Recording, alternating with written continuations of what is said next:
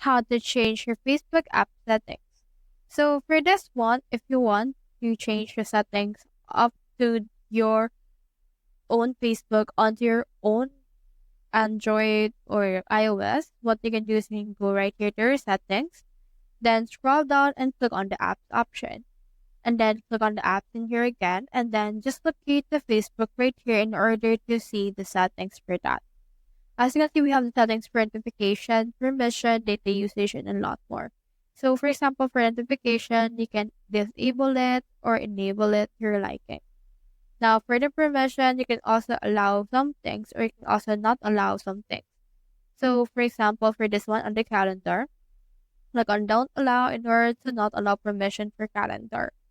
Now, in here on the power usage details, you can also force stop it in order to not make it eat away your battery. So that's how you change your Facebook app settings. Hope we helped.